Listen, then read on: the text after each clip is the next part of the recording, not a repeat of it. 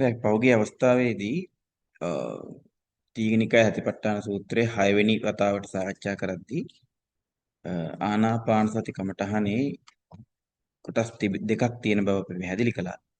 එතනදී ආස්වාස ප්‍රස්වාස දිග්ග කෙටි ආදී වශයෙන් බලමින් පියවර 4ක් ඔස්සේ කතා කරනකොට එතනදී මතුවන ගැටලුවක් තිබුණා. ඒ කියන්නේ පැහැදිලි කිරීමක් අවශ්‍ය වුණා අරිට්ඨ සූත්‍රය සම්බන්ධව. ඒ අනුව අපි අරිට්ඨ සූත්‍රයත් අරගෙන ඒ ඔස්සේ එතනදී කතා කළා. අපි බලමු අපි එතන ඉඳන් ඉස්සරහට කොයි විදිහටද සූත්‍රය තුළ මේ ධර්මයේ සාකච්ඡා වෙන්නේ කියන එක.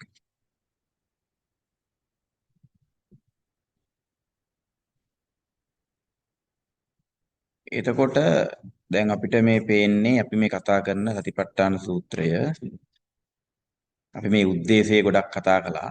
ඒකේ තියෙනවා උපදේශ රාශියක්. ඊට පස්සේ අපි මෙන්න මේ කොටස මේ දක්වා කතා කළා.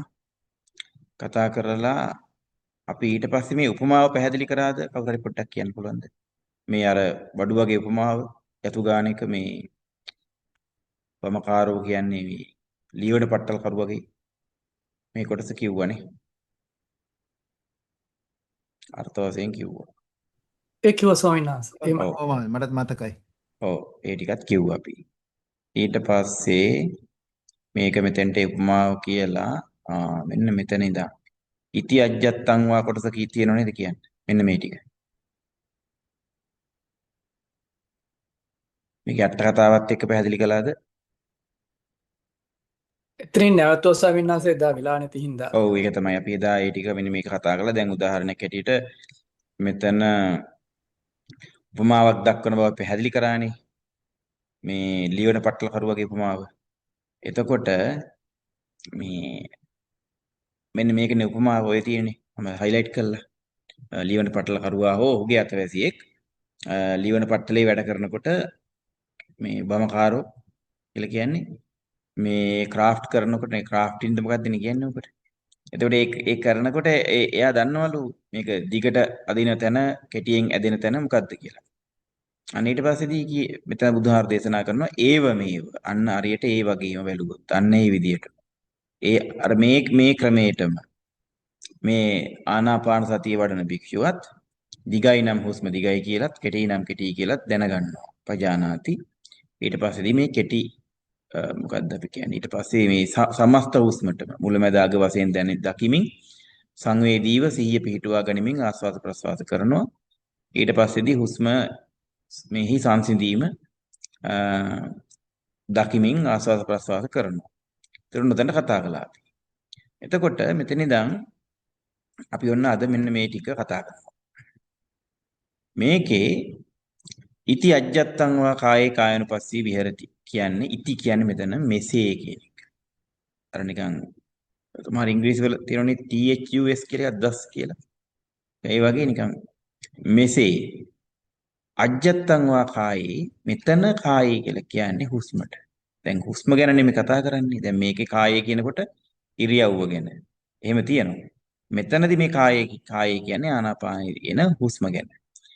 මෙසේ අජ්ජත්තං වා කායේ කායනුපස්සී විහෙරති තමන්ගේ හුස්ම පිළිබඳව දකිමින් වාසය කරනවා. බහිද්ධාවා කායේ කායනුපස්සී විහෙරති. එතකොට බහිද්ධාවා කායේ කියලා කියන්නේ අනුන්ගේ හුස්ම ගැන අනිත් අයගේ හුස්ම ගැනත් දකිමින් වාසය කරනවා. එතකොට අජ්ජත්ත බහිද්ධාවා කායේ කායනුපස්සී විහෙරති ඊළඟට පැහැදිලි කරන්නේ තුන්වෙනුව මුල් එක අජ්ජත්ත ඊළඟට බහිද්ධ තුන්වෙනියට අජ්ජත්ත බහිද්ධ දෙකම තියෙනවා. කියන්නේ 2 in 1 කියන එක. අජ්ජත්ත බහිද්ධාවා කායේ කායනුපස්සී විහෙරති. තමාත් බාහිරත් කියන දෙකම මේ කියන්නේ දෙකොල්ලගෙම දෙකෙහිම හුස්ම ගැන සිහිය පිහිටුවාගෙන වාසය කරනවා. දකිමින් වාසය කරනවා. ඔන්න ඒ පියවර ඉවරයි. ඊළඟට සමුදය ධම්මානුපස්සීවා කායස්මින් විහෙරති. මේ ආස්වාසයන්ගේ හට ගැනීම දකිමින් වාසය කරනවා. ඊළඟට වය ධම්මානුපස්සීවා කායස්මින් විහෙරති. ආස්වාද ප්‍රස්වාසයන්ගේ නැතිවීම නැත්තම් නිරෝධය දකිමින් වාසය කරනවා. සමුදය වය ධම්මානුපස්සීවා කායස්මින් විහෙරති ඊළඟ පියවර තුන්වෙනි පියවර සමුදය වය දෙකම දකිනවා. කියන්නේ හට ගැනීම සහ නැතිවීම. ඔන්න ඔතනට පියවර 6ක් තියෙනවා මේ ටිකේ. එතකොට අතන අජ්ජත් බහිද්ද කී දෙකම එකපාර කියන විදිහට 3යි. සමුදය වය සමුදය වය එකවර 3යි 6යි. ඊට පස්සේ මෙතන පැහැදිලි කරන මෙන්න මෙතන ඉඳන් අත්තිකායෝතිවා 50 සති පච්චුපට්ඨිතා හෝති. හුස්ම ඇතැයි යන පිළිගැනීම හැඟීම අදහස හුදෙක්ම සිහිය පිහිටීම සඳහා පමණි. යාවදේව මෙන්න මේක පොඩ්ඩක් ගියා. හරි. මෙතන අපි කතා කරේ අත්තිකායෝතිවා 50 සති පච්චපට්ඨිතා හෝති යාවජේ දේව ඥානමත්තාය පතිස්සතිමත්තාය අනිශ්චිතෝච විහෙරති. එතන විහෙරති කියලා මේ කමාවක් දාලා තියෙන නැවතීම ලකුණක් නෙමෙයි. කය ඇතැයි යන මෙතන කය කියන්නේ හුස්ම කියලා මම කිව්වා ඉස්සෙල්ලා. හුස්ම ඇතැයි යන හැඟීම සිහිය පිහිටීම සඳහා පමණක් පාවිච්චි කරයි. සිහිය පිහිටීම සඳහා පමණක් පාවිච්චි කරයි.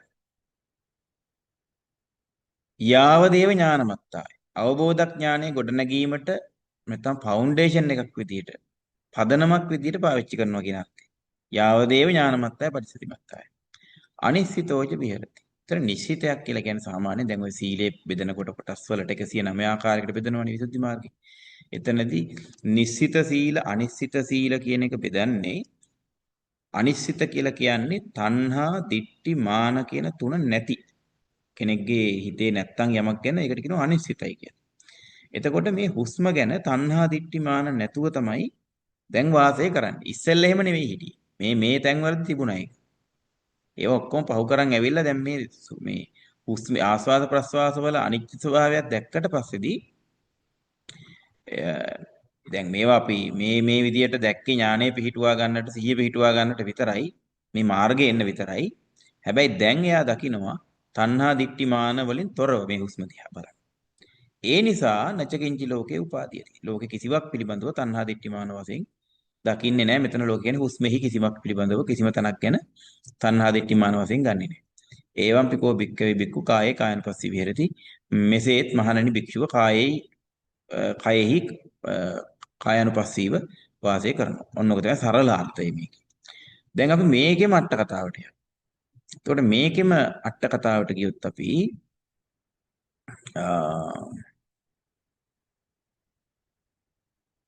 පොඩි ටිකක් පැහැදිලි කරන්න තියෙනවා වැදගත් කාරණා ටිකක් මේකේ අට කතාවේ තියෙනවා. ඔන්න අපි කායනුපස්සනාවටයි ආවේ. එතකොට ඔන්න දැන් මේ අර ලියන පටල කරුවගේ උදාහරණය මෙතන දක්වලා තියෙනවා. ඊට පස්සේ මේ ඒ උදාහරණය මෙතන තියෙන්නේ.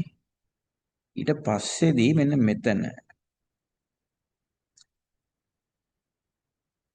හ්ම්. හ්ම්.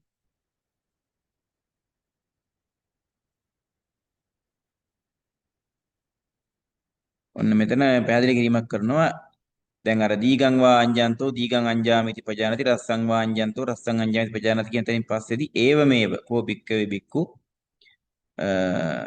ඉති අජ්ජත්තං වා කායේ කායනුපස්සී විහෙරති කියලා දක්වනවනේ. ඒවමේව කෝති කියන තැනදී කියනවා එවං අයම්පි භික්ඛු අද්ධාන වශයෙන් ඉත්තර වශයෙන් පවත්තානං අස්වාස පස්වාසකා පස්සාසානං වශයෙන් දීගං වා අස්සන්තු දීගං අස්සාති පජානාති මේ කියන ආයතන ටිකම දක්වලා තස්සේවන් සික්කතෝ ඒ කියන්නේ අර මේ හුස්ම දීර්ඝ වශයෙන් කෙටි වශයෙන් සමස්ත හුස්මට අවධානය දෙමින් හුස්මෙහි සංසිඳීම දකිමින් මේ විදියට සික්කතෝ කියලා කියන්නේ හික්මෙන්නේ එහෙම නැත්නම් පුහුණු වෙන්නේ.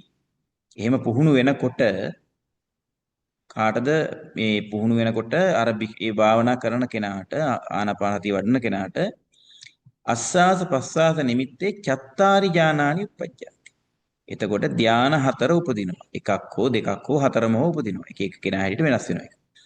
සෝ ඥානා උට්ඨහිත්වා. එතකොට මේ ධාන ලැබපු කෙනා ඔන්න දැන් අපිට පැහැදිලි එතකොට මේ දීඝ රස්ස ආදී මේ තැන් මේ හතරෙන් දක්වනකොට අඩුම තරමේ පඨම ධානය දක්වා කියලා තියෙනවා. එතනින් එහාට යන එක කෙනාගේ හැටියට වෙනස් වෙනවා.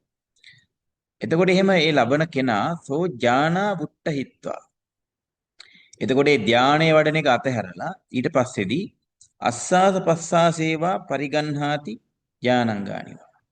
ඊට පස්සේදී මේ ඊට පස්සේ ධානය අතහැරලා ඊට පස්සේදී ආස්වාද ප්‍රස්වාස කෙරෙහිම හෝ අර ධානයෙහි අංග කෙරෙහි අවධානය යොමු කරනවා. මොකක්ද ධානාංග කියන්නේ? ධානාංග කියන්නේ දැන් පඨම ධානයටපත් වෙන එක්කෙනාගේ තියෙනෝනේ මේ විතක්ක ਵਿਚාර අදිමොක්ක විතක්ක ਵਿਚාර පීති අදිමොක්ක නෙමෙයි විතක්ක ਵਿਚාර පීති සුඛ ඒකග්ගතා කියන ධානාංග තියෙනෝනේ. ඒවට තමයි ධානාංග කියන්නේ. එතකොට විතර්කය හෝ ਵਿਚාරය හෝ ප්‍රීතිය හෝ සැපය හෝ ඒකාග්‍රතාවය හෝ කියන මේ එකක් අරගන්නවා. එක මානසික තත්ත්වයක්. එහෙම නැත්නම් කිහිපයක්. අරගෙන මේ ඒව දිහා බලනවා. එහෙම නැත්නම් අර තමන්ගේ හුස්ම දිහාම බලනවා.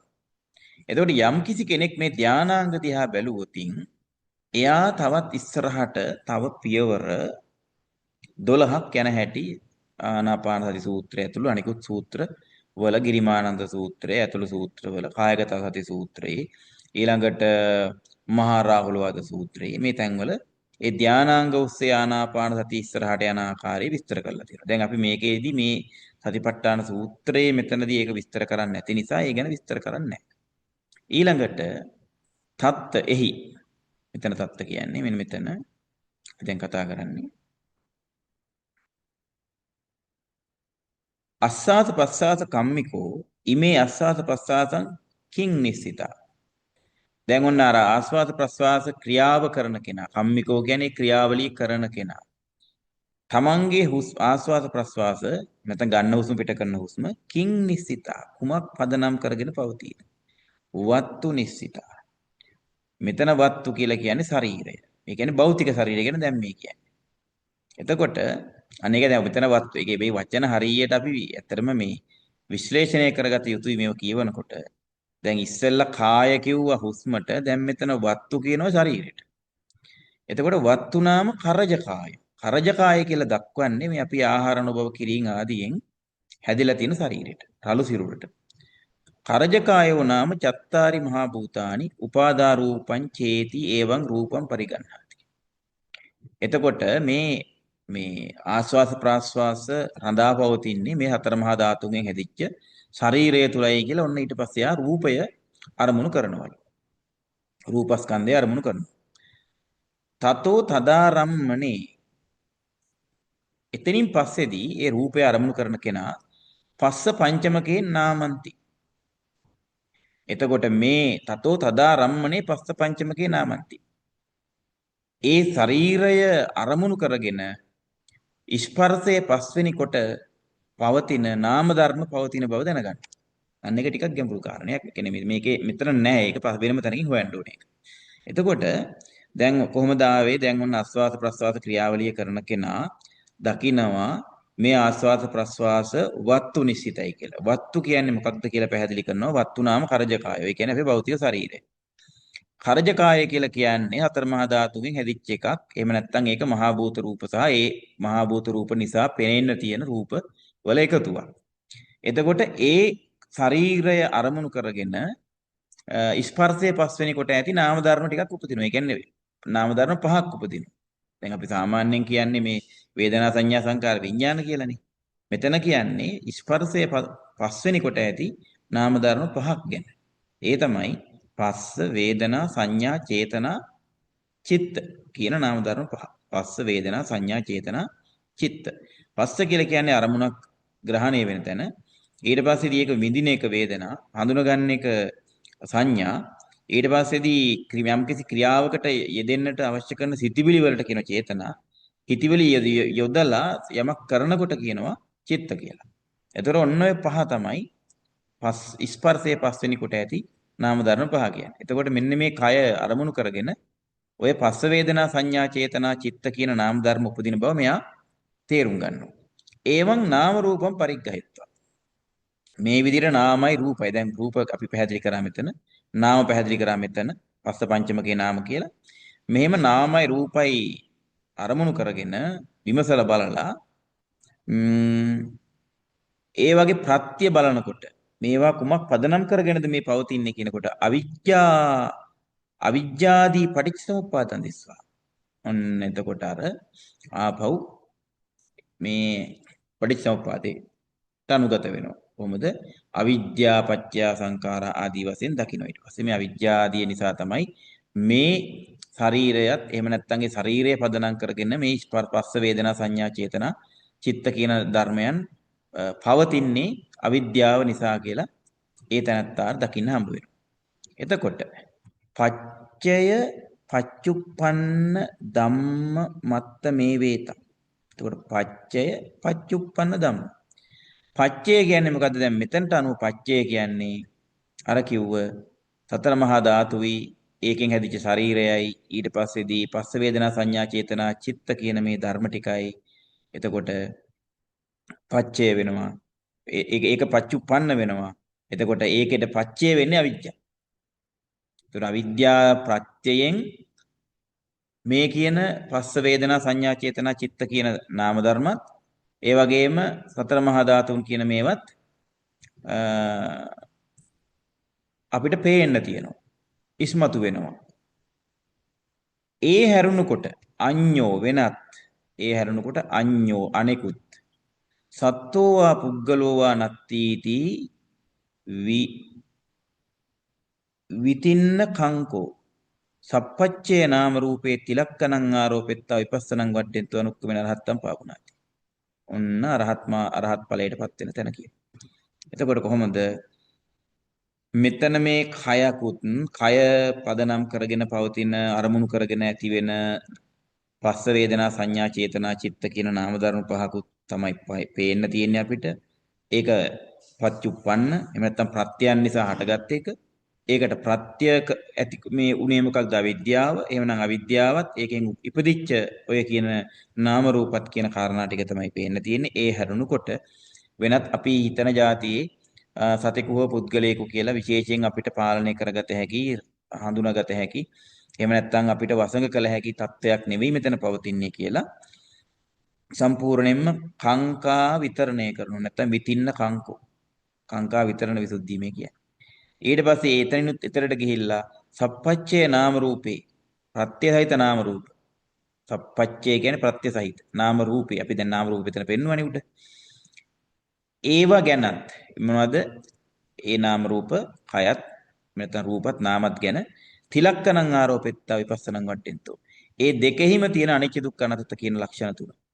ඒකේ ප්‍රත්‍යයෙන් හටගත්ත මේ නාමයන්ගෙත් රූපයන්ගෙත් තියෙන අනිච්ච දුක්ඛ අනාත්තතාවය පිළිබඳව විදර්ශනාව වඩලා විශේෂයෙන්ම ඒ දිහා බලලා විදර්ශනා නුවණින් බලලා අකුසලයට විපක්ෂව බලලා ඊළඟට කුසලයට පක්ෂව බලලා අනුක්කමේන අරහත්තම් පාපුණාති ක්‍රමයෙන් අනුක්කමේන කියන්නේ පිළිවෙලින් සෝවාන් ආදී පිළිවෙලින් අරහත්ත්වයටපත් වෙනවා. ඉදන් ඒකස්ස බික්කුණෝ යාව අරහත්තා නියාන මුකම් මේ සමහර භික්ෂුන් වහන්සේලාගේ අරහත් මාර්ගයයි කියලා කියන්නේ මේ සමහර අය. ඊළඟට ඥාන කම්මිකෝපි ඉමානි ඥානංගානි කිං නිසිතති. ඊට පස්සේ දැන් අර නාම රූප දිහා බලන එක්කෙනානේ මේ කිව්වේ. ඊළඟට ඥානංග දිහා බලන එක්කෙනා. ඥානංගානි කිං නිසිතාති. මේ ධානාංග මොනවද ධානාංග කියලා අපි ඉස්සෙල්ලා කිව්වේ? විතක්ක ਵਿਚාර පීති සුඛ එකග්ගතා. ඒවා කුමක් ආශ්‍රය කරගෙනද පවතින්නේ? වත්තුනිසිතා. ඒ කියන්නේ ශාරීරිය පදනම් කරගෙන තමයි මේ ධානාංග හට ගන්නට කෙනෙකුට අවශ්‍ය පසුබිම සකස් වෙන්නේ. වත්තුනාම කරජකාය. ඒතර වත්තු කියන්නේ මොකද්ද? කරජකාය රළු ශරීරය. ධානාංගානි නාම. ධානාංග කියන්නේ නාම. එතකොට අන්න එහෙනම් ශරීරය තියෙනවා ධානාංග නැමැති නාම තියෙනවා. ඒ නාම ඒ ධානාංග හටගන්නේ ශරීරය ඇසුරු කරගෙන. එහෙනම් කරජකාය රූපං කියලා දකින්නවා. කරජකාය රූපය කියලා දකින්නවා. ඊළඟට ධානාංග නාම කියලා දකින්නවා. ඊට පස්සේ මේ නාම රූප දෙක විමසලා බලලා වවත් එපෙත්වා තස්ස පච්චයන් පරිේෂන්තෝ. ඒකට ප්‍රත්‍ය හොයනවා. හොයනකොට මේ විතක්ක විචාර පීසුක එකග්ගතාවලටත් ඒ වගේම කයටත් ප්‍රත්‍ය වෙන්නේ අවිද්‍යාව. අවිද්‍යාව ප්‍රත්‍යයෙන් තමයි ඒක හටගන්නේ කියලා.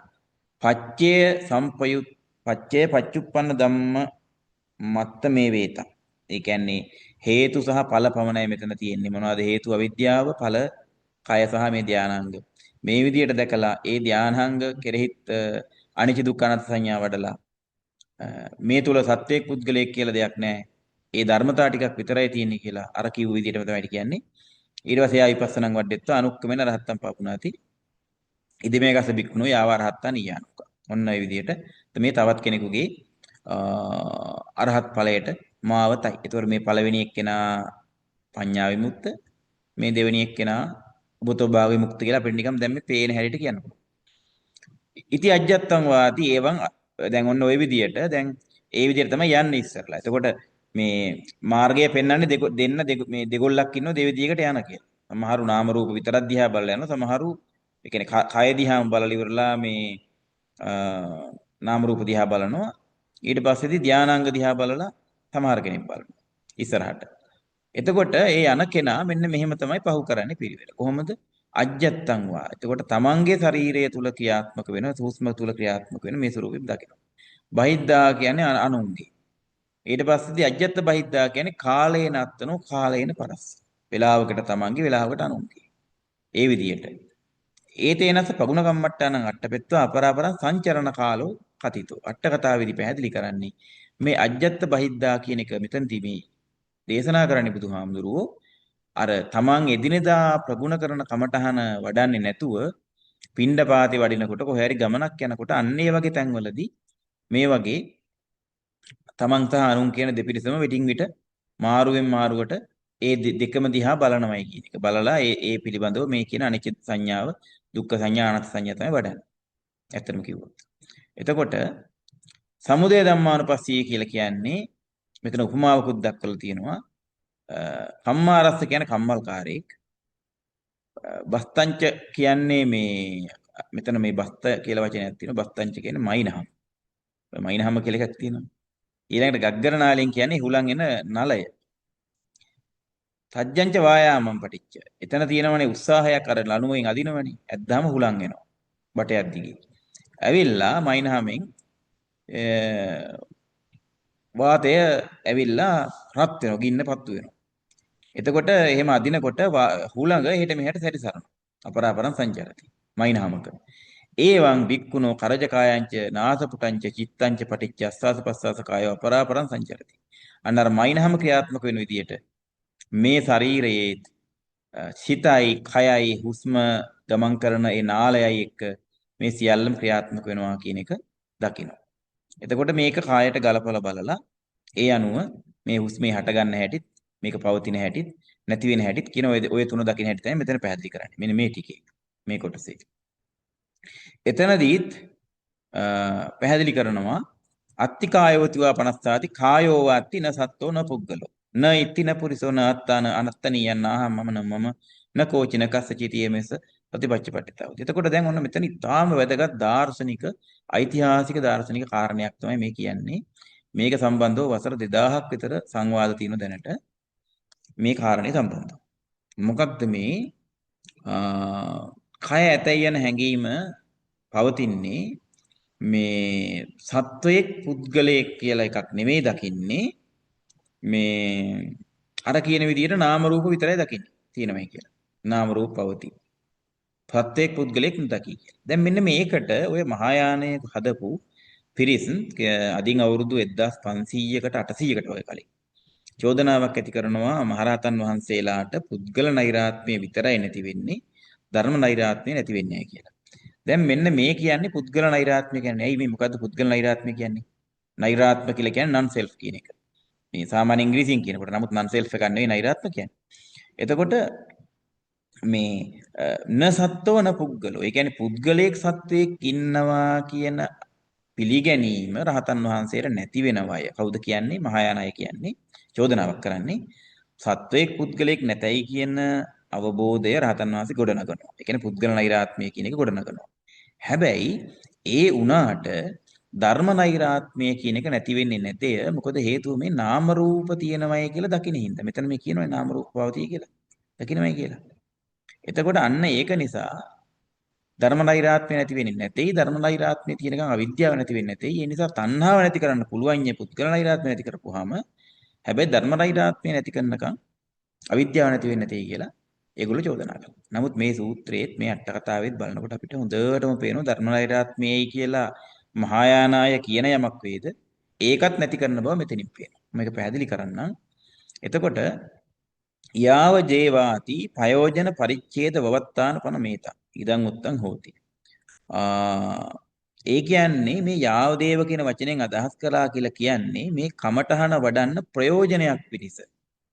ඒ වෙලාවේ හැටියට පාවිච්චි කරන தත්වයක් ගැන පැහැදිලි කරන්නයි යාව දේව කියලා කියන්නේ. උදෙක්ම කියලා කියන එක. උදෙක්ම කියන්නේ අපි කියන්නේ එක පැත්තකින් එහෙම නැත්නම් මේ අපි කියන්නේ ඒ වෙලාවේ හැටියට තමයි පාවිච්චි කරන්නේ මේ දැක්ම. මොකක්ද?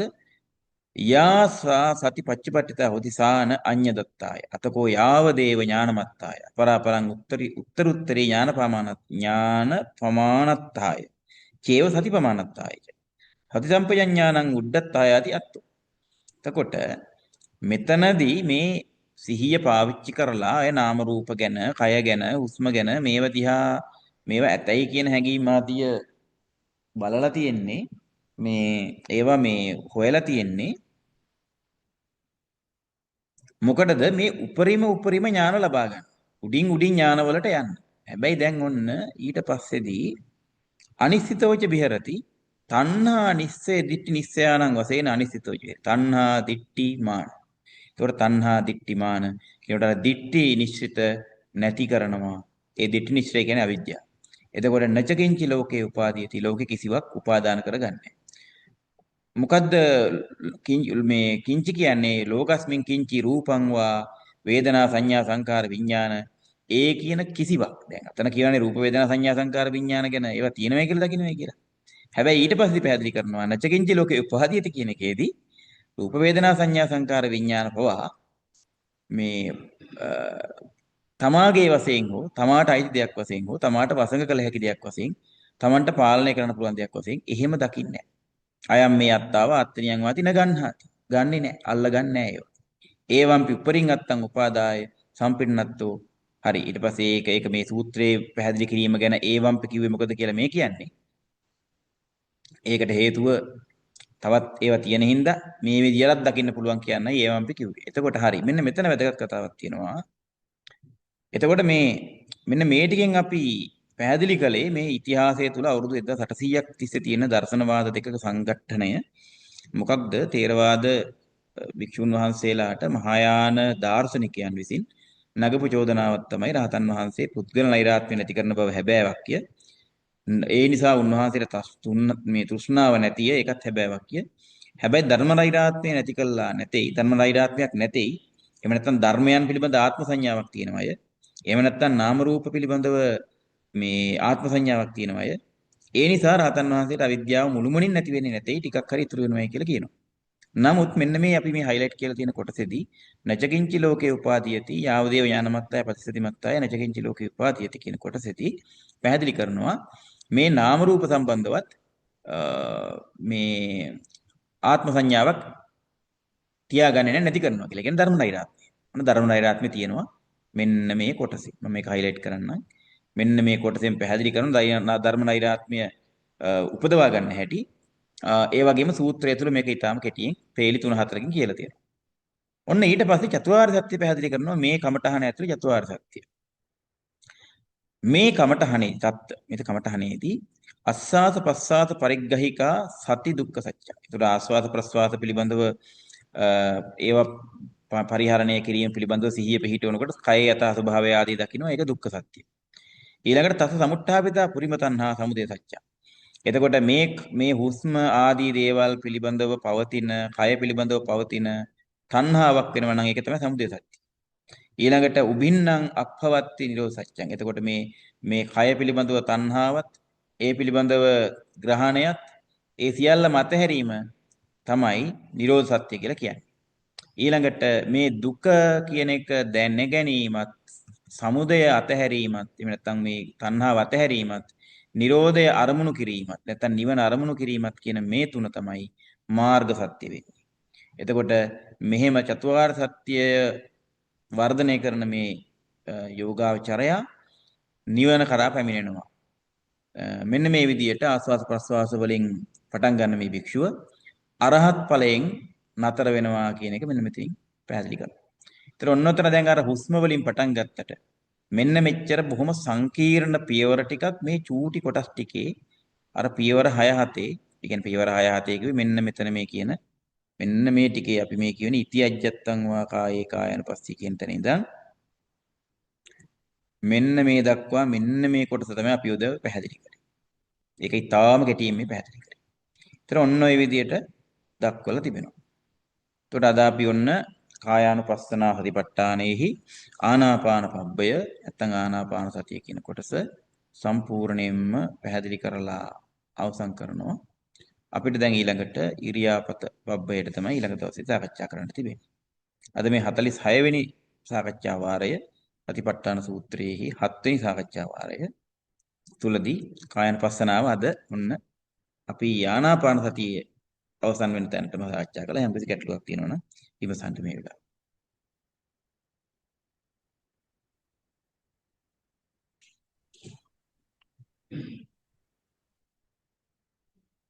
කලි මහත්තයා ප්‍රශ්නයක් තියෙනවා නම් අහනවද? මම ඊට පස්සේ අහන්න. නෑ මට නෑ ඔක අහන්න. අවසරයි ස්වාමීන් වහන්සේ, මේ ඔබ වහන්සේ අර අ, නාම රූප ගැන එතන කතා කරේ තැනක ඔව්. එතන ස්වාමීන් වහන්සේ එතන නාම කියන තැනට ඔබ වහන්සේ අර මම අහලා තියෙන අර නාම ධර්ම කියන එක විස්තර කරන්නේ වේදනා සංඥා වේදනා පස්ස මානසිකාර කියන එක ඔබ වහන්සේ එතන චිත්ත කියලා වචනයක් පාවිච්චි කළේ එකම එකක්ද ඒක? එකම දේ වචන විතර වෙනස්. ඔය ටිකේ අර බෙදීම් තියෙනවා දැන්. මේ වේදනා සංඥා සංකාර විඥාන කියලා පංචස්කන්ධය හෝ උපාදාන ස්කන්ධ දක්වනකොට කියනවනේ. ඊට පස්සේදී ඔය දැන් සංජය මහත්තයා කියපු විදිහට කියනවා. ඊළඟට දැන් මෙතන මේ කියන විදිහට පස්ස වේදනා සංඥා චේතනා චිත්ත කියලාත් කියනවා. එතකොට දැන් උදාහරණයක් විදිහට දැන් පස්ස මේ අපි කියන ගත්තොත් එහෙම පස්ස කියන්නේ චෛතසිකයක් වෙනම. ඒක අයිති වෙන්නේ ස්කන්ධවල සංකාරවලට. ඊට පස්සේ වේදනා සංඥා දෙක කොහොමත් ස්කන්ධයක් විදිහට තියෙනවා. ඊට පස්සේදී ඔතන චේතනා කියන එක සම්පූර්ණයෙන්ම සංකාරස්කන්ධය. විඥාන කියන එක තමයි චිත්ත කියන්නේ. ඒතකොට එහෙම බැලුවම අර එහෙම වෙනසක් නැහැ. වචනවල වෙනසක් තියෙනවා. දැන් ඔය චිත්ත මන විඥාන කියලා ගත්තත් අපි ඔය ඒ වෙලාව අවස්ථාවේ ක්‍රියාත්මක වෙන විදිය අනුව අපි ඒව පෙන්නනෝ එක මේ දැන් ඇත්තටම ওই වචන ගත්තාම දැන් චිත්ත කියන්නේ මොකක්ද? චිත්ත කියන්නේ විචිත්‍රවත් විවිධාකාර කියන අර්ථයක් තියෙනවා. දැන් අපි චිත්‍රයක් කියලා කියන්නේ ඔය පිටි ඇඳපු එකට. එතකොට චිත්ත කියලා කියන්නේ අර විස්තූර්ණ කියන අර්ථය. චිත්ත කියන්නේ. ඊට පස්සේ දැනගන්නවා කියන අර්ථය විඥාන කියන්නේ. මෙනෙහි කරනවා කියන අර්ථය මන කියන්නේ. එතකොට අර මේ එකම ක්‍රියාවලිය අපි ඒ ස්ටෙප් එක අනුව පියවර අනුව ඒ තැන්වලදී නම් කරනවා. එතකොට දැන් මනංජ ධම්මේච කියන තැනදී ධම්ම කියන්නේ සිතුවිලි වල. ඒක තමයි සංකාර කියන්නේ ස්කන්ධවලදී. මෙතනදී පස්ස වේදනා සංඥා චේතනා කියන හතරෙන්ම කියන්නේ ඒ චෛතසික. ඒ තැන්වල ඒ වචන බුදුජානක පාවිච්චි කළා තියෙනවා.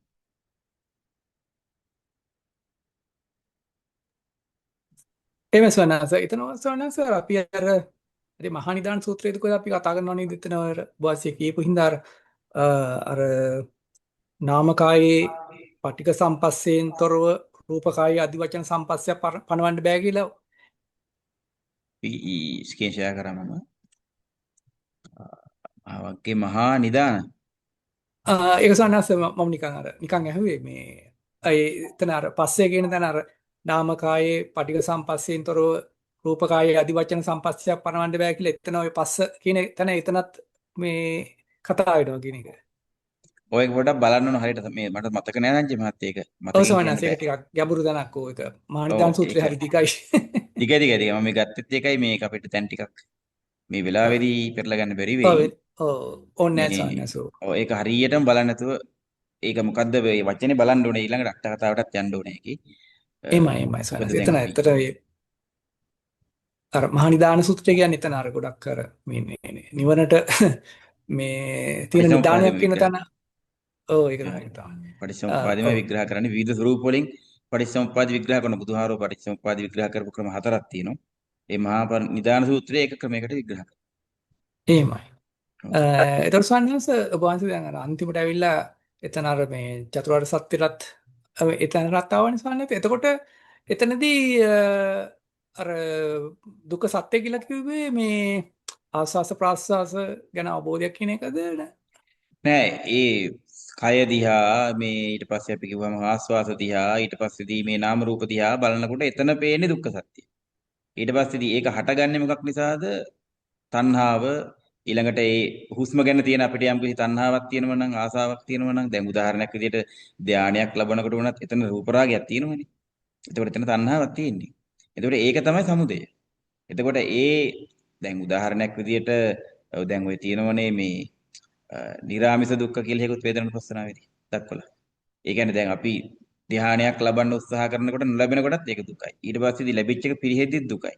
ඊළඟට අපි මාර්ගඵලයක් ලබන්න කියලා විදර්ශනා වඩනකොට නොලැබෙන කොටත් දුකයි. එහෙම තියෙනවනේ. එතකොට ඒ නිසා අ, ආස්වාද ප්‍රස්වාද සම්බන්ධව වුණත් ඒ ඔස්සේ හිත එකඟ කරනකොට වුණත් ඒ හිත එකඟ කිරීමේ රිසල්ට් එකක් හම්බුණත් එතන තණ්හාව තියෙනවා. ඒතර අන්න ඒක නිසා අපිට යම් යම් දුක් ඇති වෙන්න පුළුවන්. එතකොට ඒ සියල්ලම ඒ ඇති වෙන දේත් ඒ වගේම ස්වභාවයෙන් පවතින දේත් කියන මේ ඔක්කොම ටික තමයි දුක්ඛ සත්‍ය කියන්නේ. එතකොට ආස්වාස ප්‍රස්වාස සහ ශරීරය සම්බන්ධව යම්කිසි තණ්හාවක් මේ වෙනකන් තිබ්බනම් අන්න ඒක දකිනවා මේ සමුදය සත්‍ය විදියට. ඊට පස්සේ නිවන අරමුණු කරන එක දකිනවා. නිවන අරමුණු කරනවා කොහොමද යාට ඒක නෙමෙයි විදර්ශනා වඩන්නේ. එතන නිරෝධ සත්‍ය. එතකොට මාර්ග සත්‍යයෙන් තමයි මේ තුනම මේක දුක්ඛ සත්‍යයයි මේක සමුදය සත්‍යයයි මේක නිරෝධ සත්‍යයයි කියලා වෙන් වෙන් වශයෙන් දැකලා හරිපාරේ අරන් යන්නේ මාර්ග සත්‍ය. ඒ තමයි චතුරාර්ය සත්‍ය මේක ඇතුලේ මෙතනදී. මේ කොටසදී ධම්මානුපස්සනාවේ නෙවෙයි. ඇත්තටම මේ කායानुපස්සනාව ඇතුලේ අග කොටස මම මුලදීත් අපි සාකච්ඡා කළා මේ ධම්මානුපස්සනාවයි තියෙන්නේ කියලා. දැන් අපිට හොඳටම පේනවා මෙතනදී මේ අන්තිම ටිකේ ආනාපාන සතිය ගිහිල්ලා තියෙන ධම්මානුපස්සනාව පැත්තට. බර වෙලා තියෙන්නේ. ඇයි? චතුරාර්ය සත්‍ය පැත්තටත් ගිහිල්ලා. ඒ වගේම නාම රූපත් දකින්නවා. අර අතන ධම්මානුපස්සනාවේ තියෙන මේ කන්දපබ්බේ තියෙන කොටස තමයි මෙතනදී දකින්නේ. ඇත්තම වශයෙන් කිව්වොත්. එතෙන්ට ඇවිල්ලා තියෙනවා. ඔව් එහෙම ස්වාමීනි. එතකොට ස්වාමීනි දැන් අපි ඔය චතුරාර්ය සත්‍යයේ දැන් අපි ඔහොම හතරක් තිබ්බට ඉස්සෙල්ලාම සෝවාන් වෙනකොට කෙනෙක් ඔය හතරම මේ කියන්නේ අපිට කියන්න බෑනේ 100% කියලා වුණාට ඒ හතර ගැනම අවබෝධයක් එනවා නේද? සාමාන්‍ය සෝවාන් හතර වෙන ගැනම කෙනෙක්. අවබෝධයක් එනවා. දැන් ඒකනේ නියතෝ සම්බෝධි පරායනෝ වෙන්නේ. දැන් ඒ කියන්නේ සත්‍ය ඥානෙ පිහිටනවා. මේ චතුරාර්ය සත්‍ය ඇත්තම සත්‍යය කියලා දැකගන්න ඉස්සරලා මෙතනදී. ඊට පස්සේදී යාට කෘත්‍ය ඥානෙ පහළ වෙනවා. දැන් ඉස්සරහට මේ වැඩ ටික කරගෙන යන්න ඕන කියලා ඉස්සරහට දිගින් දිගට. එතකොට කෘත්‍ය ඥානය කලින් තිබුණට නියතෝ සම්බෝධි පරායනෝ කෙනාට ඇති වෙන කෘත්‍ය ඥානය ඇවිල්ලා ඒක ස්ථීර වශයෙන් ඇති වෙන හැඟීම. අනික් කට්ටියට ඇති වෙනව නැති වෙනව. ඇති වෙලා නැති වෙනවා. දැන් සමය මුක්ත භික්ෂුව ගැන කියනකොට කියන්නේ සමය මුක්ත කෙනාට භික්ෂුව හෝ පුද්ගලයෙකුට සමය මුක්ත කෙනාට ධර්ම පහක් පරිහානිය පිණිස හේතු වෙනවා. කම්මාරාම, බස්සාරාම, නිද්දාරාම, සංගණිකාරාම, විමුක්ත චිත්තන පච්චවෙක්කන කියලා පහක් කියනවනේ. ඒතර ඒ වගේ කට්ටිය ඔය පහ නොකර හිටියොත් එහෙම සමහර ඒවා කළොත් එහෙම විමුක්ති හිත මයිනෙහි නොකර හිටියොත් වැරදි ආශ්‍රා ආදී දේවල් ඔය කාරණා පහ නිසා එයාගේ ඒ තියෙන ඌමනාව නැති වෙලා එයා සාමාන්‍ය කෙනෙක් බවට පත් වෙනවා. එතකොට මේ විමුක්ති මාර්ගය ගැන තියෙන මේක කළ යුතුයි කියන අදහස එයාට නැති වෙනවා සමහර තැන්වලදී. හැබැයි සෝවන් ඵලයටපත් වෙච්ච කෙනාගේ එහෙම නැති වෙන්නේ නැහැ. මොකද නියතෝ සම්බෝධි පරායනෝ. ඒ කෙනා මේ ආර්ය මාර්ගයේහි මුල් බැසගත්ත පැලවෙච්ච කෙනෙක්. නැත්තම් මේ මාර්ගයට බැහැලා පහළටම මේ නිවන නැමැති සාගරය කරාම ගමන් කරන කෙනෙක්. එහෙම නැත්නම් අනිත් පැත්තට කිව්වොත් සංසාර නැමැති සාගරයෙන් ඈතර වෙන්නට කෙලෙස් වලින් උඩුගම්බලා යන කෙනෙක්. ගමන ආරම්භ කරපු කෙනෙක්. ඒ නිසා මේ දෙක වෙනවා. ඔව් ඒ ප්‍රශ්නේ අවිස්වානාංශ ඇත්තටම අර එතන අර දුක්ඛ සත්‍ය කියන අවබෝධ වෙන තැන එතන අර හුස්ම ගැන සඳහනක් කරපු හින්දා දැන් අපි කතා කරේ අර වඩන කෙනෙක්නේ. එතකොට ඒක නිකන් මේ සාමාර කියන්නේ හැමෝටම නැතුව නිකන් අර කට්ටියකට විතරක් වගේ එන අදහසක් තියෙන හින්දා මම ඒ ගැන අහුවේ අර. ඔව් එතනදී දැන් ඔය මාර්ග දෙකක් දක්වලා තියෙනෝනේ. එතන රහතන් වහන්සේලාගේ ගමන් මාර්ග දෙකක් පෙන්වලා තියෙනවා ඉස්සෙල්ලා. දැන් අට කතාවෙම මේ කියන්නේ සූත්‍රයේ මුකුත් නැහැ එහෙම. සූත්‍රයේ මුකුත් පේන්නේ නැහැ. සූත්‍රේ නිකන් කියලා තියෙනවා. මොකද හේතුව සූත්‍රය දේශනා කරන්නේ පොදුවේ සියලු දෙනාට බුදුහාම. ඒක ප්‍රගුණ කරනකොට එක අය තුල ඉන්න විවිධ චරිත. දැන් මේක අට කතාවේ පටන් ගන්නකොටම කියනවා හතිපට්ඨාන හතරක් කියන්නේත් ඒකයි කියලා. ඒතර ඒගොල්ලෝ ඒ මාවත් වල යනකොට දකින්න විදිය. දැන් මෙතනදී ඇත්තටම කිව්වොත් ආස්වාස ප්‍රස්වාසයි කයයි කියන මේ දෙකම දුක්ඛ සත්‍ය වශයෙන් දකින්නේ ඒක පදනම් කරගෙන දුක උපදිනවා කියන එක. කය පදනම් කරගෙන හිත පදනම් කරගෙන නාම රූප පදනම් කරගෙන තමයි දුක උපදින්නේ. මේ එහෙම නැතුව අර කය දුකයි කියලා හරි හුස්ම දුකයි කියලා හරි දකින්න එක නෙමෙයි. ඒ කියන්නේ දුක්ඛ සත්‍ය අපි කියන්නේ මේ අපි කියන්නේ ඇති වෙන්නේ ඒ පදනම් කරන් දැන් උදාහරණයක් හැටියට අර කිව්වේ අතන පැහැදිලි කරේ මේ ආස්වාද ප්‍රස්වාස අස්වාද ප්‍රස්වාස කිං නිසිත වත්තු නිසිත ආස්වාද ප්‍රස්වාස කය පදනම් කරන් තියෙන්නේ. එතකොට ධානාංගානිපන කිං නිසිත ධානාංග කුමක් පදනම් කරගෙනද පවතින්නේ ආශ්‍රය කරගෙනද වත්තු නිසිත කය පදනම් කරන් තියෙන්නේ. දැන් අපි සාමාන්‍යයෙන් කියන්නේ ඉතින් ධානාංග තියෙන හිතේ කියලානේ. නමුත් ඉතින් හිත හටගන්නෙත් දැන් මේ කය පදනම් කරගෙනනේ. එතකොට ඒක අර මූලයම කතා කරන්නේ එතන. ආසන්න හේතුව නෙමෙයි කතා කරන්නේ. ප්‍රධාන හේතුව මූල හේතුවක් කතා කරන්නේ. දුක්ඛ සත්‍යයටත් එහෙමයි.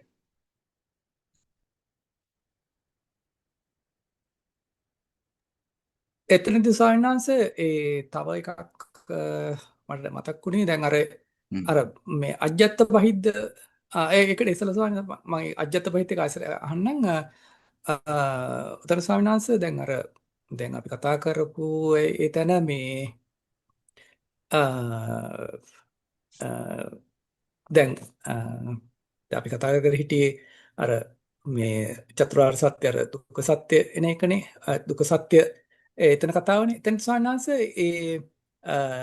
ඒ චතුරාර්ය සත්‍ය ගැන කතා කරද්දී නිකන් අර මේ නිකන් අපි හිතමු දැන් අර මේ මොකක් හරි කුලකයක අර තියෙන අර ලොකුම එක කියන එක එතනදි ගණිත ගන්නේ ඔය රූප වේදනා සංඥා සංකාර විඥාන කියන එකේ සත්‍ය ස්වභාවය දකින්න කියන කොට තමයි සෝවන් වෙන්නේ කියන එක එතනදි තමයි චතුරාර්ය සත්‍ය අවබෝධ වෙන්නේ කියන ගන්න. ඒක හැබැයි හැමෝටම පොදුයි නේද?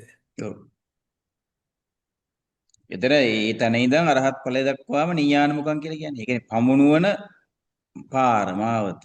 එතකොට ඒ දක්වා මෙතන ඉඳන්ම තියෙනවා ඉස්සරහට. ඒක පොදුවේ ඕන කෙනෙකුට ඒ විදිහට දැකලා අර අතන කියනෝනේ මොකද්ද සංකාරූපෙක්ඛා ඥානය ගැන කියනෝනේ. සංකාරූපෙක්ඛා ඥානයට ගිහිල්ලා එතනින් ඉස්සරහටනේ තියෙන්නේ ඇත්තටම ඥාන දර්ශන සුත්තියට. එතකොට එහෙමයි. ඒ පාර මේක පැහැදිලි කරනවා දැන්. බුදු කෙනෙක් ධර්ම දේශනා කරනකොට එතනදී ওই මාර්ගයේ වර්ධනය වෙනවා. දැන් මහරහතන් වහන්සේලාගෙත් එහෙමයි. සමහර සරියුත් මහරහතන් වහන්සේද අපි දන්න නන්දකෝවාද සූත්‍රයේ මජ්ක්‍ධිම නිකායේ පැහැදිලිව තියෙනවා. නන්දක හාමුදුරුවෝ තුන්වරක් එකම සූත්‍රය දේශනා කරන එකම ධර්ම කාරණේ ටික දේශනා කරද්දී භික්ෂුණීන් වහන්සේලා 500ක් මාර්ගඵල ලැබී වෙනවා. එතකොට එහෙම අර එවලෙම මේ මාර්ගයේ වැඩිලා එහෙම කරපුවා ඉන්නවා. නමුත් අර බුදුවරු නැති කාලේ මහා ශ්‍රාවකයෝ නැති කාලේ සිව් පිළිසින් පියාපත් අය නැති කාලේ රහතන් වහන්සේලා නැති කාලේදී මේ මාර්ගයේ වඩන අය හෝ දුර බැහැර දැන් සමහර ලාවට ධර්මය ශ්‍රවණය කරලා ගිහිල්ලා තමයි තනියම මාර්ගයේ වඩනවා ඒ අහපු දේ ප්‍රගුණ කරනවා. ඉස්සරහට යනවා. එහෙම ප්‍රැක්ටිස් කරන අය ඉන්නවා. සමහර දක්ෂ කට්ටිය. ගොඩක් නුවණැති අය. නිතර නිතර ගුරු ඇසුර ඕනේ නැහැ. නිතර නිතර ඇවිල්ලා අහන්න ඕනේ නැහැ. එකපාරක් ඇහුවාම ඒක ඇති යාට. ඉතින් එහෙම ගිහිල්ලා ඒ සාර්ථක වෙච්ච කට්ටිය ඉන්නවා. ඉතින් ඒගොල්ලෝ අර මේ කියන ක්‍රමයට ගිහිල්ලා තමයි ක්‍රමක්‍රමයෙන් යන්නේ. දැන් උදාහරණයක් හැටියට කිව්වොත් ඔය මහා විහාරයේ ඉඳලා තියෙනවා ත්‍රිපිටක ඔය මහා සුමහාමුදුරුව වගේ අය මට මතකයේ හැටියට ධම්මදින්න හාමුදුරන්ගේ ලොකු හාමුදුරුවෝ ගැන මම කියන්නේ. උන්වහන්සේලා සෝවාන් ඵලයටවත් ඇවිල්ලා නැහැ. හැබැයි උන්වහන්සේ මේ ත්‍රිපිටකයේ තියෙන මාර්ගය හරියට පැහැදිලි කරලා දුන්නාට පස්සේ ඒක තමන් තනියෙන් ප්‍රගුණ කළා අරහත් ඵලය දක්වා ගියපු ගෝලයෝ නැත්නම් ශිෂ්‍යයෝ ඉඳලා තියෙනවා. හැබැයි උන්වහන්සේ මාර්ගඵල ලබලා නැහැ. ඒ නිසානේ අර ධම්මදින්න හාමුදුරුවෝ ඇවිල්ලා සංවේගය උපදවන්නේ මේ ඔබ වහන්සේට අපවත් වෙන්නවත් වෙලාවක් නැහැ ওই විදිහට බැලුවොත් කියලා. ඉතින් පස්සේනේ ගිහිල්ලා අවුරුදු 20ක් භාවනා කළත් ප්‍රතිඵලයක් නැති තැන සීලය අනුසති කළා පස්සද්ධිය උපදවාගෙන සමාධියකට ගිහිල්ලා විදර්ශනාවට යන්නේ. ඒක වෙනම පාරක් නේ. ඒක. එහෙමයි සානස. සානස අර අජ්ජත් බහිද්ද කියලා එතන අපි කතා කරපු ආප්ඩිකේ මේ එතන කියන්නේ දැන් කෙනෙකුට අර්ථ දෙකක් ගන්න පුළුවන් නේද? අර බෝන්ස් කිව්වාගේ කෙනෙක්ගේ තමන්ගේ හුස්ම පිට කියන අජ්ජත් කියලා මේ බහිද්ද කියන එකට පිටායගේ හුස්ම. එතකොට ආයේ අපි කතා කරද්දී අර මෙහෙම සත්‍යයේ පුද්ගලයෙක් කියන එක සංඥාවක් ගන්න බෑ කියලා ගත්තාම එතනදී අර වෙන පුද්ගලයෙක්ගේ හුස්මක් කියලා එහෙම ගන්න නැතුව අජ්ජත් කියන එක අපි අර කියන්නේ දැන් අර ආස්වාස කරන එක පිටෙන් එන එකක් මේ ප්‍රාස්වාස කරන එක ඇඟ ඇතුලෙන් එන එකක්. ඒ වගේ අර්ථයක් කොහොමද ස්වාමීනාංශ ඒක එහෙම දකින්නත් පුළුවන්. එහෙම දැන් අජ්ජත් කියන්නේ ගන්න හුස්ම බහිද්දා කියන්නේ පිට කරන හුස්ම කියලාත් ගන්න පුළුවන් කෙනෙකුට. ඒ වගේම අජ්ජත් වා කායිකානුපස්සී කියන්නේ තමන්ගේ ශරීරය තුළ ක්‍රියාත්මක වෙන හුස්ම පිළිබඳව දකින්න එක බාහිද්දා කියන අනුන්ගේ හුස්ම මේ විදිහට ක්‍රියාත්මක වෙන්නේ අපිට දකින්නකොට කෙනෙක් ගැන රාගයක් හිත ඇති වෙනවා නම් දේශයක් ඇති වෙනවා නම් එයා තුලත් මේ ක්‍රියාවලිය සිද්ධ වෙන්නේ මේක මැෂින් එකක් වගේ එහෙම එකක් වෙන්නේ ඉන් එහාට මේ ආපහු සත්‍යයක් පුද්ගලයෙක් කියලා අපිට ගන්න දෙයක් නැහැ නාම ධර්ම පරම්පරාවක් තමයි මෙතන තියෙන්නේ කියලා එහෙම දකින්න පුළුවන්. එතකොට ඒක එහෙම පාවිච්චි කරන්නේ මොකටද? යාවදේව ඥානමත්තාය. පරිස්සතිමත්තාය. අපිට සිහිය පිහිටව ගන්න ඕන නිසා පදනමක් විදියට විතරයි මේක පාවිච්චි කරන්නේ. හැබැයි එතනින් ඉස්සරහට ගියාට පස්සේ අර බුදුහාඳුන අර පහුරපමා කළා කියනවා වගේ මේ ධර්මයේ පාවිච්චි කරනවා විතර වෙන්නේ. එතනින් පස්සේ ඒ ටික අල්ලගෙන නැහැ. එතනින් එහාට යනවා. ඒතර මේ ධර්ම ටික අතහරිනවා. සමතය අතහරිනවා විදර්ශනාවට එද්දි විදර්ශනාවෙත් පියවර පියවර ඉස්සරහට යනකොට මේ ධර්ම අතහරිනවා. ගිහිල්ලා අර සත්පුද්ගල සංඥාව අතහැරලා නාම ධර්ම පිළිබඳව දකිමින් ඉන්න කෙනා ඊට පස්සේදී රූප වේදනා සංඥා සංකාර විඥාන නැත්තම් නාම රූප පිළිබඳවත් තියෙන ආත්ම සංඥාව නැති කළා දාන. නචකින්ච ලෝකේ උපාදීයති. ඒක අන්තිම තැන. මේ ඉස්සල්ලාම අජ්ජත් බහිද්ද වශයෙන් දකින්නේ මුල් පියවරවල. ඒතකොට එහෙම දකින්න මුලදී. හැබැයි දැක්කට එහෙම දකිමින් ඉස්සෙල්ලා මේ ක්‍රියාවලිය මොකක්ද කියලා අඳුන ගන්න. අඳුරගෙන යනකොට එයාට තේරෙන්න ගන්නවා. මුලදීම කියන්න බෑනේ නචකින්ච ලෝකේ උපාදීයති කියලා. ඒ හින්දා තමයි අර විදිහට පියවර ක්‍රමයකට අනුපුබ්බ ක්‍රමයට මේ පැහැදිලි කරන්නේ මෙතන. එහෙමයි. සවනස වහන්සලා අද අර ඉසිකිලි සූත්‍රයේ මේ සත්ගායනා කරද්දී එතනදිත් අර අරිට්ඨ කියලා මේ පච්චේක බුද්ධ කෙනෙක් කියලා කතා කරානේ. ඕවා ඉසිගිලි සූත්‍රයේ අරිට්ඨ කියලා පසේ බුදු කෙනෙක් ගහින්න. දැන් මොකද මේවා මේ සමහර දේවල් තියෙනවා. දැන් නම් දානකොට දැන් හොඳම උදාහරණය තමයි චීන භාෂාව. චීන භාෂාවෙන් නම් දානකොට දැන් හිතන්නකෝ අපි හිතමුකෝ උදාහරණයකට මේ සුමේද කියලා හාමුදුර කෙනෙක් හිටියයි කියලා. චීන භාෂාවෙන් බලනවා සුමේද කියන එකේ දැන් පාලි එකේ අර්ථය මොකක්ද කියලා. සුමේද කියන්නේ හොඳ ප්‍රඥාවක් ඇති. එහෙම නැත්නම් මනවින් මිදුණු කියලා අපි ගමුකෝ. අපි කියමු හොඳම ප්‍රඥාවක් තියෙන කියන එකට ප්‍රඥාවට තියෙන චීන වචනය මොකක්ද කියලා. බලලා ඒකට හොඳම කියන එකට තියෙන උපසර්ගෙත් අරගෙන මොකක් හරි තියෙනවනම් ඔන්න චීන වචනයක් හදනවා. ඔන්න ඒක තමයි එතකොට නම්. දැන් සුමේද බුදුහාඳුරගේ නම මොකද්ද? චීන නමක් තියෙන. අපිට තේරෙන්නේ නැහැ. හැබැයි අරකම තමයි. එතකොට දැන් බුදුජන් වහන්සේ පෙර අයගේ නම් කියනකොට දැන් ඉන්න කට්ටියට උන්වහන්සේලාගේ ගුණාංගයක් මොකක් හරි පැහැදිලි කරන්න. ඒ අනුව නම්ද යොමු කරනවා. ඒ වගේ මේ සමහරලාට පසේ බුදුවරුන් ඒ කාලේ හඳුන්වපු නම ඒ නමමත් කියන අවස්ථා තියෙනවා. සමහර අවස්ථාවලදී කෙනෙකුට අර වගේ ආරෝපිත නමුත් තියෙනවා. මෙතනදී අරිට්ඨ කියන නම ඇතුළු මේ නම් ටික කියන්නේ ඒ ඇත්තටම ඒ ඉසිගිලි පර්වතයේ වැඩ හිටපු පෙර හිටපු පසේ බුදුන් වහන්සේලාගේ නම. එතකොට මේ අර්ථ තියෙන අය ඕන තරම් ඉන්නවා. දැන් අරිට්ඨ පළමු භික්ෂුව අපේ රටේ හිටපු අරිට්ඨ මහරහතන් වහන්සේත් ඉන්නවා. එහෙම ඉන්න ඕන තරම්. එකම කෙනා නෙවෙයි එක නම විවිධ පුද්ගලයන්ට ඉදලා තියෙනවා. එහෙමයි. ඒ ඇත්තටම සවනස ඔබ වහන්සේ හරි ලොකු දෙයක් කරේ අර අටි සූත්‍රයේ කතා කරපේ. මොකද ඒක කවුරුවත් එහෙම වැඩි අත තියන්නේ. මොකද ඒකේ මේ මම පොඩ්ඩක් කියන්න ස්වාමීන් වහන්සේ ඇත්තට මේක මේ හරි වටිනවා කියලා හිතුණා මට ඒක ආයසරයක් ඒක මතක් කරගන්න එක. එතන ස්වාමීන් වහන්සේ අරිට හාමුදුරුවෝ අර කියනවානේ දැන් බුදුහාමුදුරුවෝ යවුවට පස්සේ කොහොමද ආනාපානසති කරන්නේ ඊට පස්සේ කියනවානේ අර කාමච්ඡන්දය අතීත අනාගත ටික ප්‍රහාණය කරා. එතන මං හිතන්නේ පංච නීවරණ වල කාමච්ඡන්ද ඒ වෙන්නදී කතා කරන්න ඇති මට තේරිච්ච මොකද ඒකේ කියනවනේ කතාවේ අරිට්ඨ හාමුදුරුවෝ අනාගාමි මාර්ගයේ වඩන්නේ සකෘදාගාමි කෙනෙක් එයා. උන්වහන්සේ අනාගාමි මාර්ගයේ වඩන. ඔව් එතන සමස්වන්නේ මම මේ ප්‍රශ්න අහන්න යන්නේ ඇත්තටම ඊට පස්සේ කතා කරනවානේ අර මේ ආධ්‍යාත්මික බාහිර ඒ දෙකේ අර පටිඝ සංඥාව සිඳලා දැම්මයි කියලා. එතකොට කෙනෙකුට කෙලින්ම එනවා අදහසක් එහෙනම් අර මේ අර දසංග ධර්ම වල අර කාමරාග පටිඝ මේකත් ප්‍රහාණය කළා. එතකොට අට කතාවේ එතන ඒ අර්ථයෙන් මං හිතන විදිහට අරගෙන එතනදී අනාගාමී කියලා කතා කරා. ඊට පස්සේ සාන්නාංශ මේ දැන් මම දන්නේ අර මේ අර බුදු කෙනෙක් එහෙම නිකන් වචන කතා කරන්නේ නැහැ අර මෙබඳු ආනාපාන සතියක් ඇත ඒක එහෙම එකක් නැහැ කියලා මම කියන්නේ. එතකොට සාන්නාංශ එතනින් නිකන් අර්ථයක් එනවා නේද? නිකන් එතකොට ඒක බුදුහාමුදුරුවෝ කියප එකක් නෙමේ වගේ කියලා. නිකන් මට තේරුණේ දැන් මම කියප එක දැන් මම හරි මගෙන් අහගත්ත කෙනෙක්ගෙන් කියප එකක් එතකොට නිකන් අර ඒක එහෙම එකක් නෑ කියලා නිකන් අර තමන් කියප එකක් එහෙම නිකන් පහත් කරනවා වගේ ඒක නෙමෙයි අන්නේ වගේ අදහසක්. ඔව් දැන් ඇත්තටම අපිට කිසිම වෙන සූත්‍රයක ඔය අරිට සූත්‍රයේ හැරුණුකොට වෙන කිසිම සූත්‍රයක ඔය ස්වරූපයෙන් ඔය කියන විදිහට පටිඝ සංඥාව වරි කරලා එහෙම එකක් අපිට හම්බ වෙන්නේ නැහැ කමටහන. ඒ කියන්නේ ආනාපානසති විස්තර කරන සූත්‍ර ප්‍රධාන 27ක් තියෙනවා. ඒ 27න් එකකවත් ඔය අරිට්ඨ හාමුදුරු කියන જાති එකක් හම්බ වෙන්නේ නැහැ. හැබැයි අර පස්සම්බයං චිත්ත සංකාරං කියලා හඳුන්වන තැනදී ඕක අහු වෙනවා ඒකට. පස්සම්බයං චිත්ත සංකාරං කියන එකට ওই ටික අහු වෙනවා.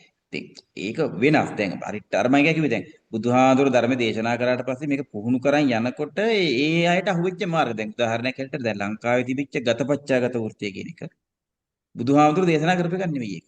කොහෙවත් දේශනා කළා නැහැ. ඒක පස්සේ කාලේ ඔය මහරහතන් වහන්සේලා හඳුනාගත්ත ක්‍රියාපිළිවෙල. ඒක ධර්මයට පටහැනි නෑ. හැබැයි සිහිය පිහිටුවා ගන්නට කරන දෙයක්. එතකොට ඒ වගේ මේ හාමුදුරුවොත් එහෙම කරලා තියෙනවා. ඒක අනාගාමි මාර්ගයේ වැඩෙන්නට අවශ්‍ය කරන දෙයක්. අර චිත්ත සංකාර පටිසංවේදී කියන එක. නමුත් ඒක එතනින් විතරක් නතර වෙනවා එතකොට. ඒ නිසා බුදුහාමුදුරුවෝ උන්වහන්සේට ඔතනින් ඉස්සරහටත් යන්න අරහත් ඵලය දක්වා යන්න ඕන කරන අරහත් මාර්ගය වැඩෙන ආනාපාන සති කමඨහන තමයි අරිට සූත්‍රයේදී බුදුහාමුදුරු පැහැදිලි කරන්නේ. හැබැයි ඒක මැදින් කියන්නේ නැතුව මුල ඉඳාම දිගටම කියාගෙන උන්වහන්සේ දේශනා කරා. ඔව් එතෙන් සවනාස ඒ කියන්නේ දැන් අර මේ බුදුහාමුදුරුවෝ දැන් අරිට්ඨ හාමුදුරුවෝ කරපු එකක් ඒ ගැන අහන්න යන්නේ නැහනේ. මෙන්න මේක තමයි මම කරන්න ඕන කියලා එතෙන්දී අර මේ අරඤ්‍යගතෝ වා රුක්ක මූලගතෝ වා ශුඤ්ඤාගාරගතෝ වා එහෙම කියලා ඔබ අන්සර් පෙන්නේ අර පේ කියන මම එදා ඔව්. තමයි දැනගත්තේ පේ කියලා දාන්නේ අර ඒ උඩ විස්තරේ. ඔව්. එතකොට සවනස ඒ විස්තරේ ආයසරයක් ඒ විදිහට කිව්වේ අරිට්ඨ හාමුදුරුවෝ ඒ ගැන දන්නේ නැති හින්දානේ නේද? දෙවෙනි සැරයක් ආයේ ඒක විස්තරයක් කරන්න ඕනේ නැහනේ. ඒක අනිත්ත හාමුදුරුවෝ සමහරලාට දැන් මෙහෙමනේ අද අපි කියවනකොට සූත්‍ර ඔක්කොම කියවනෝනේ. ඇත්තටම දැන් බුදුහාමුදුරුවන්ගෙන් එකවරක් බණ අහලා ගිහලා පුහුණු වෙන කෙනා ඊට පස්සේ දේශනා කරපු සූත්‍ර දන්නේ නැහැ. මොනවද කියන්නේ? දැන් පොත් තිබුණෙත් නැහනේ ඒ දවස්වල. කියවන්නේ කියලා දැන් ආරණ්‍යට හරි කුටියට හරි ත්‍රිපිටකයක් පූජා කරලා කවුරුත් නැහනේ පොතක් නැහනේ. එතකොට උන්වහන්සේ මුලදී දේශනා කරපු ධර්මයේ ඒ වෙනකොට ප්‍රගුණ කරලා මේකෙන්ම කෙලවරට යන්න පුළුවන් කියලා හිතන් ඉන්නේ නැති. ඒ නිසා උන්වහන්සේ ඒක ප්‍රගුණ කරන්නේ. ඒ නිසා බුදුජාණන් වහන්සේ අපිට දැන් ඒක අධ්‍යාසය කියන්න බෑ හරියටම. මේ වෙලාවේ ඒතර උන්වහන්සේ සම්පූර්ණ කරේ. ඒ විතරක් නෙවෙයි එතන අරිට්ඨාඳුරපමණක් නෙවෙයි. තවත් අය ඉන්නවනේ උතන.